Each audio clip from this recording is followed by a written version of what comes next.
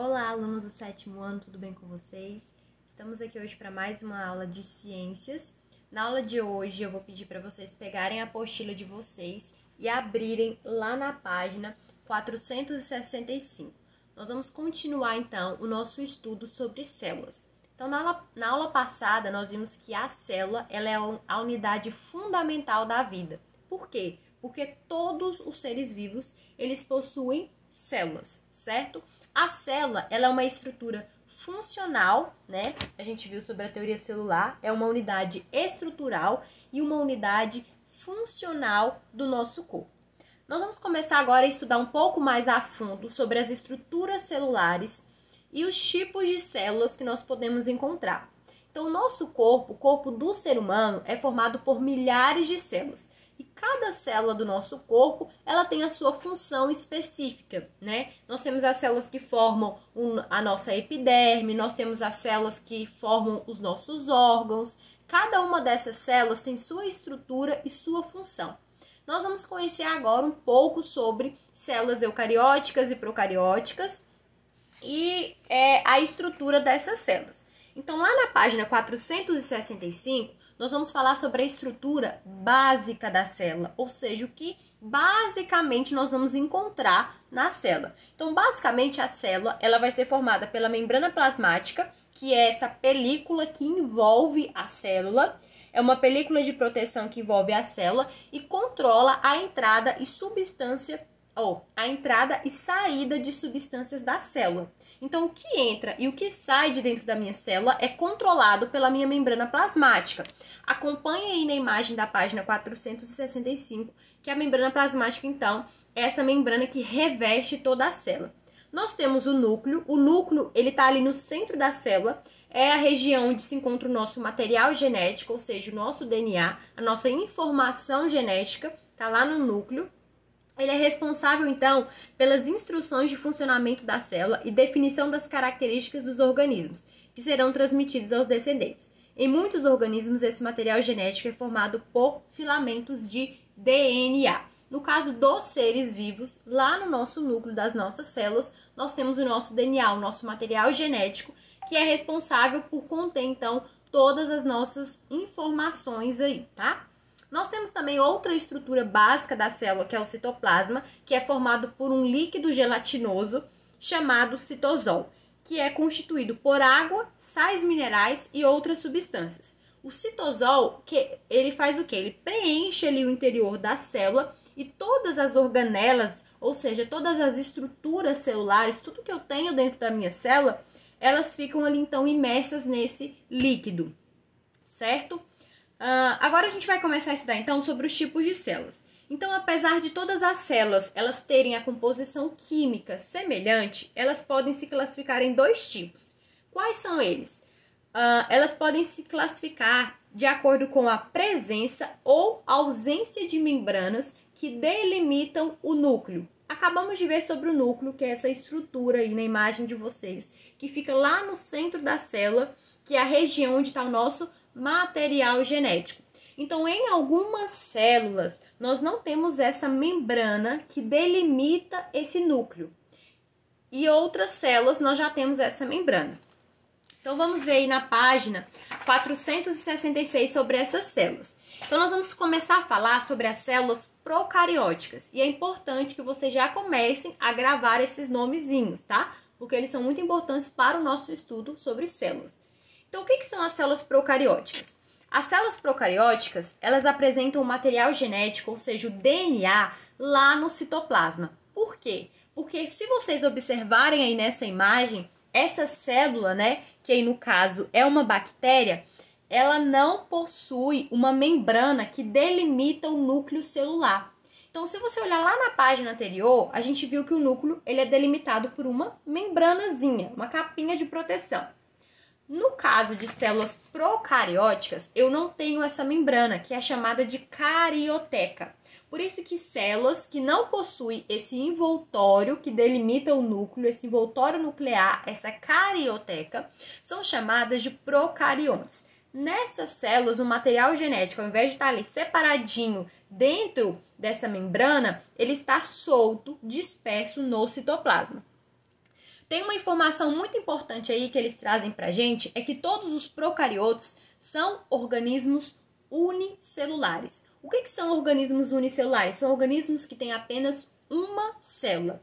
Então, todo procarioto, ou seja, todo ser que não tem o envoltório nuclear, não tem a membrana nuclear, não tem carioteca, todo ser que não possui o núcleo delimitado com a carioteca, ele é unicelular. Então, esse ser ele só tem uma célula. Diferente de nós, seres humanos, que temos milhares de células. Então, seres procariotos, eles só têm uma célula. Isso faz com que a gente já deduza que são seres o quê? Pequenos, são seres simples, porque só tem uma única célula.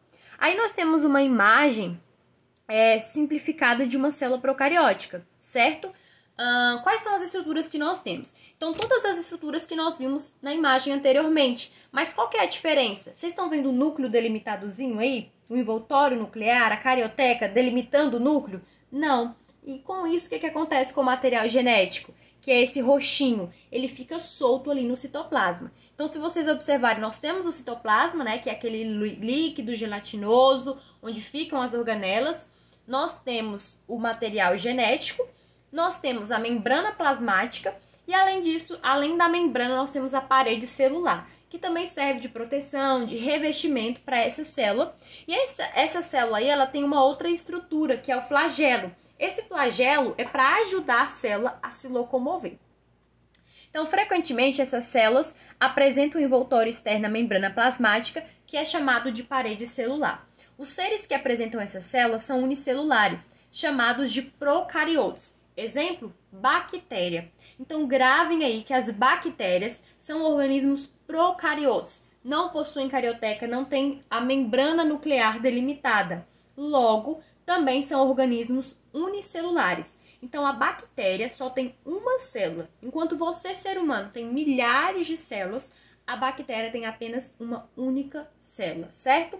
Os biólogos acreditam que os primeiros seres vivos teriam sido células procarióticas, que por meio de processos evolutivos tornaram-se células eucarióticas. E agora nós vamos ver o que são as células eucarióticas. Então, nós vimos células procarióticas, que são células que não têm o núcleo definido, não tem a membrana nuclear, e com isso o material genético fica solto ali no citoplasma.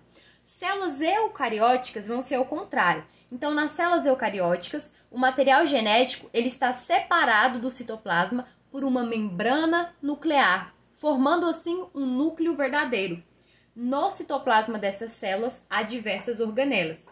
Então, a gente já viu a diferença, né? Nas células eucarióticas, o material genético ele está separado do citoplasma por uma membrana nuclear. E essa membrana nuclear, ela vai formar então um núcleo verdadeiro. Por isso que nós chamamos essas células de eucarióticas, porque elas têm carioteca, que é essa membrana nuclear que forma o núcleo e que protege ali o nosso material genético. Nós, seres humanos, somos seres eucarióticos, tá? Gravem isso. Nós temos o nosso núcleo bem delimitado, bem definido. Os eucariotos, eles podem ser unicelulares, ou seja, eles podem ter apenas uma única célula, como exemplo, protozoários, alguns fungos, algumas algas, ou eles podem ser pluri, ou seja, ter várias células, como, por exemplo, nós, seres humanos, né? Então, gravem aí também essa questão. Todo ser procarioto, ele é unicelular. Então, se eu falo que o ser, ele é procarionte, eu já sei que aquele ser, ele só tem uma única célula, como, por exemplo, bactéria. Porém, se eu falo que ele é eucarionte, ele pode ser unicelular, ou seja, ele pode ter só uma célula, como alguns fungos e protozoários, ou ele pode ter várias e milhares de células, como seres vivos, né? E ser um ser pluricelular. Então, apesar de todas as células eucarióticas apresentarem a mesma organização básica, as células animais e vegetais apresentam características próprias, que possibilitam diferenciá-las. Então, basicamente, todas as células eucarióticas, ou seja, todas as células que possuem a membrana nuclear, o núcleo bem definido, elas têm a mesma estrutura básica. Porém, as células animais, ou seja, as células dos animais, dos seres humanos, elas são diferentes da célula das plantas. Se você pensar assim, mas por que elas são diferentes? As plantas se alimentam como nós nos alimentamos? Não, né? Elas realizam um processo de fotossíntese. Nós não fazemos fotossíntese, nós não aproveitamos a luz do sol. Então, o nosso corpo, o nosso organismo é diferente das plantas. Por isso que as nossas células são diferentes das células da planta. E talvez você se pergunte, professora, planta tem célula? Lembra que a gente estudou que célula é a unidade fundamental da vida? Ou seja, todo ser vivo, ele tem célula. Até as bactérias não têm células? A gente não viu que bactérias são procariotos? Tem uma única célula? Pois então, a célula é a unidade fundamental da vida. Plantas são seres e possuem células. Beleza? Então, acredito que no mais era isso sobre a nossa aula de hoje. É mais para nós estudarmos, começarmos então a estudar esse mundo aí das células, dos tipos de células. Então hoje nós vimos as classificações. As células podem ser eucarióticas ou procarióticas, unicelulares ou pluricelulares.